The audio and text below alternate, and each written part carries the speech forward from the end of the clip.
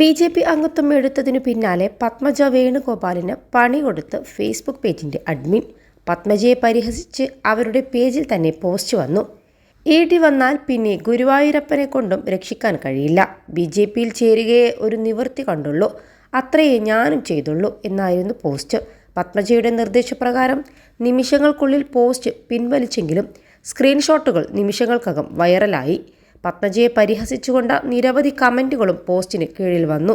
സ്വന്തം അഡ്മിനെ പോലും കൂടെ നിർത്താൻ പത്മജയ്ക്ക് കഴിഞ്ഞില്ലെന്ന് കോൺഗ്രസ് പരിഹസിച്ചു. വ്യാഴാഴ്ച വൈകിട്ട് ഡൽഹിയിൽ ബി.ജെ.പി. ആസ്ഥാനത്ത് വെച്ചാണ് പത്മജ വേണുഗോപാൽ ഔദ്യോഗികമായി ബി.ജെ.പിയിൽ ചേർന്നത്. കേരളത്തിന്റെ ചുമതലയുള്ള പ്രകാശ് ജാവദേക്കർ ഉൾപ്പെടെയുള്ള നേതാക്കളുടെ സാന്നിധ്യത്തിലായിരുന്നു അംഗത്വ സ്വീകരണം. പ്രധാനമന്ത്രി നരേന്ദ്രമോദി കരുത്തനായ നേതാവാണെന്നും അതുകൊണ്ട് മാത്രമാണ് ബി.ജെ.പി. ചേരുന്നതെന്നും പത്മജ മാധ്യമങ്ങളോട് പറഞ്ഞു. ഇതിനിടെ ടി.വിയിൽ ഇരുന്ന് നേതാവായ ആളാണ് എന്ന പത്മജയുടെ വിമർശനത്തിന് മറുപടിയുമായി യൂത്ത് കോൺഗ്രസ് പ്രസിഡന്റ് രാഹുൽ മാങ്കൂട്ടത്തിൽ രംഗത്തെത്തി. പത്മജയ്ക്ക് ഒപ്പം സ്വന്തം അഡ്മിൻ പോലും ഇല്ലെന്നും രാഹുൽ ഫേസ്ബുക്കിൽ കുറിച്ചു. +2 ഡിഗ്രി കഴിഞ്ഞവർക്ക് വേൾഡ്സ് ഫസ്റ്റ് AR/VR ക്ലാസ് റൂമിലൂടെ സ്മാർട്ട് ഫോൺ എഞ്ചിനീയർ ആവാം. കൂടുതൽ അറിയാൻ വിളിക്കൂ ബ്രിഡ്കോ ആൻഡ് ബ്രിഡ്കോ. പത്മജയുടെ വാക്കുകൾ ഇങ്ങനെയായിരുന്നു: ഞാൻ വളരെ സന്തോഷവതിയാണ്, അല്പം ടെൻഷനുമുണ്ട്. കാരണം വർഷങ്ങളായി കോൺഗ്രസ് പാർട്ടിയിലിരുന്ന വ്യക്തിയാണ് ഞാൻ.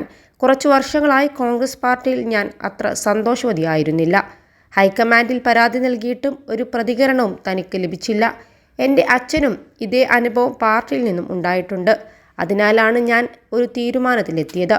കാരണം ഞാൻ പാർട്ടിയോട് ഒന്നും ആവശ്യപ്പെട്ടിട്ടില്ല. സമാധാനമായി ജോലി ചെയ്യാൻ മാത്രമേ ഞാൻ ആഗ്രഹിച്ചിട്ടുള്ളൂ. എല്ലാ പാർട്ടിയിലും ഒരു ലീഡർഷിപ്പ് ഉണ്ട്, എന്നാൽ കോൺഗ്രസിൽ അതില്ല. സോണിയാഗാന്ധിയെ കാണാൻ പോലും തനിക്കായില്ല.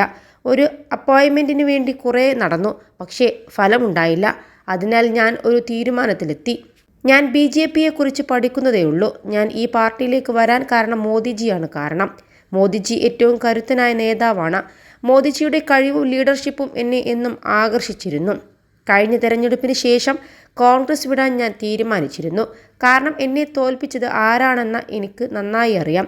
പലതവണ ഞാൻ പരാതി നൽകി, എന്നാൽ അതെല്ലാം ചവറ്റുകൊട്ടയിൽ പോയതേ ഉള്ളൂ.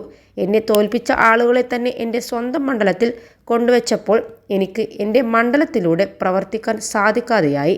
ഒടുവിൽ രാഷ്ട്രീയം അവസാനിപ്പിച്ചു പോയാലോ എന്ന് വരെ ആലോചിച്ചിരുന്നു. കോൺഗ്രസ് പ്രവർത്തകരെ പറ്റി ആലോചിക്കുമ്പോൾ എനിക്ക് ഒരു വിഷമമുണ്ട്. ഞാൻ ജനിച്ചത് ഈ പാർട്ടിയിലാണ്. ഇത്രയും കൊല്ലം ഞാൻ ജീവിച്ചതും ഈ പാർട്ടിയിൽ തന്നെ. അച്ഛൻ പോയപ്പോൾ പോലും ഞാൻ ഈ പാർട്ടി വിട്ടിട്ടില്ല. അപ്പോൾ ഞാൻ ഇന്ന് ഇങ്ങനെയൊരു തീരുമാനത്തിലെത്തണമെങ്കിൽ എത്രമാത്രം ബുദ്ധിമുട്ടിയിട്ടുണ്ടെന്ന് അവർക്ക് മനസ്സിലാകും. നേതാക്കൾക്കല്ല, പാർട്ടി പ്രവർത്തകർക്ക് എന്നെ മനസ്സിലാകും.